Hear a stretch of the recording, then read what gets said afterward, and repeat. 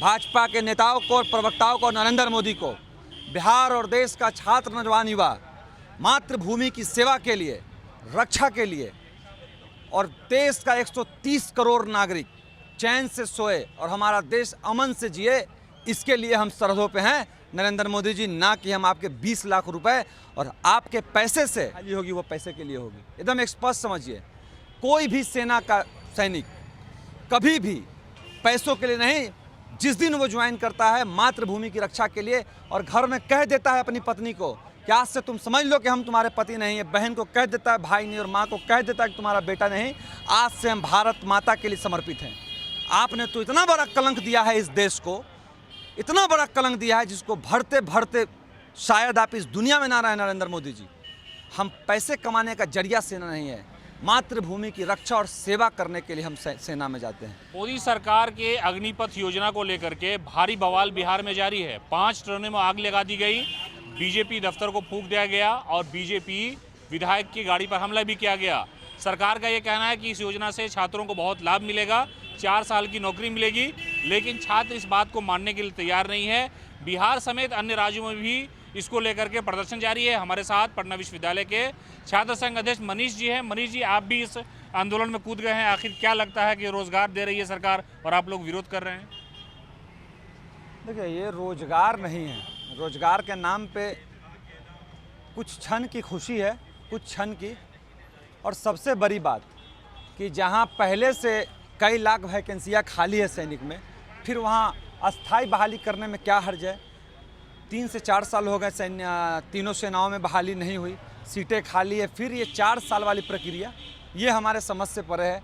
और सबसे बड़ी बात, भाजपा प्रवक्ता ने कहा कि 4 साल के बाद एक मुश्त पैसा होगा हमारे पास जिससे हम रोजगार कर सकते हैं। मैं ये पूछना चाहता हूँ भाजपा प्रवक्ता, जितने भी भाजपा प्रवक्ता हैं, क्या आपके बाप दादा या आपके किसी खानदान में जिन्होंने फौज की नौकरी की, वो क्या पैसों के लिए नौकरी की? क्या उन्होंने देश की सेवा की पैसों के लिए की? ये सच्चाई है। जब इस तरह से बयान भाजपा की तरफ से आ रहा है तो हमें लगता है कि जितने भी भाजपा के लोग हैं, उनके पिता दादा जो भी उन्होंने फौज में रहा, वो पैसे के लिए ही सिर्फ नौकरी किए। लेकिन हम बता देना चाहते हैं भाजपा के नेताओं को और प्रवक्ताओं को, नरेंद्र मोदी को, बिहार और देश का छात्र नौजवान युवा मातृभूमि की सेवा के लिए, रक्षा के लिए और देश का 130 करोड़ नागरिक चैन से सोए और हमारा देश अमन से जिए, इसके लिए हम सरहदों पे हैं नरेंद्र मोदी जी। ना कि हम आपके 20 लाख रुपए और आपके पैसे से किसी भी सैनिक का घर नहीं चल रहा होगा। इतना आप याद रखिए, जितने कम पैसे में हम सरहदों पे रक्षा कर रहे हैं, आपने तो पूरी सेना को बदनाम कर दिया। आपने तो स्पष्ट कहा, नरेंद्र मोदी के प्रवक्ता ने स्पष्ट कर दिया कि सेना में जो भी है वो पैसों के लिए है और जो 4 साल की बहाली होगी वो पैसे के लिए होगी। एकदम स्पष्ट समझिए, कोई भी सेना का सैनिक कभी भी पैसों के लिए नहीं, जिस दिन वो ज्वाइन करता है मातृभूमि की रक्षा के लिए और घर में कह देता है अपनी पत्नी को कि आज से तुम समझ लो कि हम तुम्हारे पति नहीं है, बहन को कह देता है भाई नहीं और माँ को कह देता है कि तुम्हारा बेटा नहीं, आज से हम भारत माता के लिए समर्पित हैं। आपने तो इतना बड़ा कलंक दिया है इस देश को, इतना बड़ा कलंक दिया है जिसको भरते भरते शायद आप इस दुनिया में ना रहे नरेंद्र मोदी जी। हम पैसे कमाने का जरिया सेना नहीं है, मातृभूमि की रक्षा और सेवा करने के लिए हम सेना में जाते हैं। स्पष्ट कहेंगे, एक सवाल, 4 साल बाद हम क्या करेंगे, मुझे ये जवाब चाहिए। 4 साल बाद देश का वो सैनिक जो सरहद पे रहेगा, जो कई तरह के हथियार चलाने जानेगा, वो क्या करेगा? सेना का सम्मान होता था जब गांव घर में बेटा रिटायर होकर आता था या छुट्टियों में आता था तो गांव के गांव लोग देखने आते थे।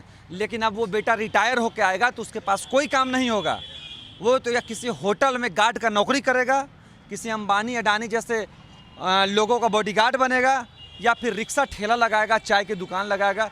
ये होगा हमारे भारत का सैनिक, ये स्थिति होगी भारत के सैनिकों की। और बेरोजगारी भी 4 साल बाद चरम सीमा पे होगी। मैं स्पष्ट आपको बता दूं, हमें अस्थायी रोजगार चाहिए बस।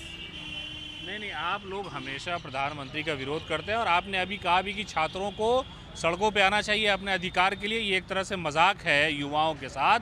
आपने कल भी कहा, सब लोगों को कहा, आप छात्र संघ अध्यक्ष भी है पटना विश्वविद्यालय, कि बड़ी संख्या में छात्र जो इस तरह की वैकेंसी का इंतजार करते हैं, जॉब में जाते हैं, तो इस तरह से आप छात्रों को क्या कहना चाहते हैं कि रोजगार के मौके सरकार दे रही है, मोदी के विरोध में सिर्फ इस तरह का विरोध हो रहा है क्या?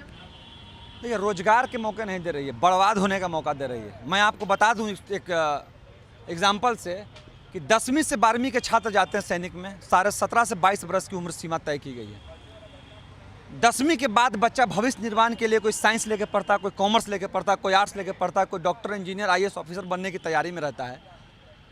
जब वो भविष्य निर्माण की दौर में रहेगा तो आप उन्हें रोजगार दे दीजिएगा, और जब 4 साल बाद अगर वो भविष्य निर्माण करते तो वो रोजगार के लायक होते, तब उनको आप रिटायरमेंट दे दीजिएगा, सेवा मुक्त कर दीजिएगा। शॉर्ट सर्विस कमीशन जिसके तहत आप ये बहाली कर रहे हैं, उस कमीशन पे सुप्रीम कोर्ट ने टिप्पणी करते हुए कहा है, मैं आपको बता दूं, सुप्रीम कोर्ट का वर्डिक्ट है कि जो भी सेवा मुक्त होंगे शॉर्ट सर्विस कमीशन से, उसको मुफ्त में आप मेडिकल की सुविधा दीजिएगा और आप उनको मुफ्त में कैंटीन दीजिएगा। आपने तो ये दिया नहीं, आपने तो अग्निवीर बना दिया। दरअसल ये अग्निवाहक अग्निवीर नहीं है, ये पूरी परीक्षा नरेंद्र मोदी की अग्नि परीक्षा होने जा रही है। 2 करोड़ रोजगार का जो झूठा वादा उन्होंने किया, जुमला जो दिया, उस पर वो कैसे आगे बढ़े, इसके लिए ये लाया गया, जिसमें फिर से नरेंद्र मोदी जी पूरी तरह से विफल हैं।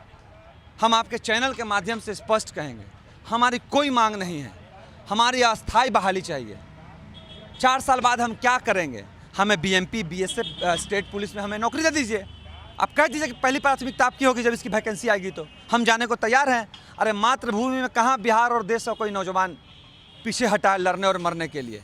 लड़ने और मरने से तो भाजपा के लोग पीछे हटते हैं। पूरे बिहार में प्रदर्शन जारी है। आरा में बहुत उग्र प्रदर्शन हुआ, ट्रेनों में आग लगाई गई, बीजेपी विधायक और बीजेपी के कार्यालय पर हमला हुआ। क्या स्थिति है पटना की? यहाँ भी छात्र आएंगे सड़क पर क्या? देखिए, आप कल देखिएगा, कल सचिवालय में हम लोग वहाँ आंदोलन करने जा रहे हैं, सचिवालय हॉल्ट के पास। बिहार से ही किसी भी आंदोलन की नींव रखी गई है, और बिहार से जो आंदोलन की नींव रखी गई उस पर सरकार को घुटने टेकने पड़े हैं। आप जानते हैं JP जी को, तो ये आंदोलन की शुरुआत ही बिहार से हुई है। और हम चेतावनी देते हैं नरेंद्र मोदी और रक्षा मंत्रालय को। ये रक्षा मंत्रालय के बोल नहीं थे, रक्षा मंत्रालय और पूर्व के कप्तान तो कल मेरे साथ एक टीवी डिबेट में बैठे, उन्होंने कहा कि 6 महीना में कोई भी सैनिक प्रशिक्षित नहीं हो सकता है। और हम कहते हैं कि अगर कोई सैनिक 6 महीना प्रशिक्षित होता है तो नरेंद्र मोदी को सबसे पहले उस सेना का लाभ लेना चाहिए। नरेंद्र मोदी हटा दे अपना SPG, जितने वेपन से लैस उसको हटावे, रिसर्च हो नरेंद्र मोदी के सुरक्षा व्यवस्था पे। अगर वहाँ वो कामयाब हो गए तो देश में 130 करोड़ जो जनता चैन से सो रही है, उसके लायक हम उसको मानेंगे। वो इस लायक ही नहीं बचेंगे कि बड़ी सेनाओं से युद्ध कर सके, चीन से युद्ध कर सके, पाकिस्तान से युद्ध कर सके। उस लायक हमारे देश का सैनिक नहीं बचेगा। सैनिक को कंप्लीट, एक सैनिक बनने में कम से कम 2 से 3 साल का वक्त लगता है। 6 महीना में आप एक NCC का कैडर नहीं तैयार होता है भाई। अब देश में सरहद पे भेज दे रहे हैं लड़ाई लड़ने के लिए। ये किस तरह की आप तुलक फरमानी कर रहे हैं नरेंद्र मोदी जी? हम बिहार के और देश के तमाम छात्रों को, युवाओं को अपील करना चाहेंगे कि जितने भी भाजपा नेता और कार्यकर्ता घर उसके सामने बैठिए, वहाँ भूख हड़ताल कीजिए, खाइए, वहाँ खाइए भी, वहाँ शौचालय भी कीजिए, नहाइए धोवाइए, सब कीजिए। जब तक मांग पीछे नहीं हटता, इन भाजपा वाला के घर को घेरे रहिए। यही लोग देश को बर्बाद कर रहे हैं, आपके भविष्य को बर्बाद कर रहे हैं। जब तक इनसे आप लड़िएगा नहीं और डटे नहीं रहिएगा। हमने 70 और 80 वर्ष के वृद्ध किसान से सीखा है लड़ाई लड़ना, और उससे सीखने के बाद ये लड़ाई हम फिर से पुनः लड़ेंगे और नरेंद्र मोदी और भाजपा को घुटने टेकने पड़ेंगे। तो आपने सुना, मनीष यादव ने कहा कि छात्रों से अपील है कि जो बीजेपी है यानी सत्ता में बैठे हुए जो लोग हैं, उनके बड़े नेताओं के घर का घेराव करें, अपनी मांग को रखें। और इन्होंने ऐलान भी किया कि कल बिहार में भी, पटना राजधानी पटना में भी छात्र सड़कों पर उतरेंगे और सरकार के खिलाफ आवाज़ उठाएंगे। उनकी एक ही मांग है कि अस्थायी नौकरी उन्हें की जाए। 4 साल के बाद जो रिटायरमेंट उनको मिल जाएगा, उसके बाद वो करेंगे क्या? जिस वक्त इंसान के नौकरी पा लेने के बाद ज़िंदगी और लाइफ स्टाइल जीने का तरीका होता है, उस वक्त अगर सरकार उन्हें हटा देगी तो शायद उनके लिए बहुत ही मायूसकुन लम्हा होगा। कैमरामैन गौतम कुमार के साथ सीमा बख्तर, न्यूज़ 4 नेशन, पटना।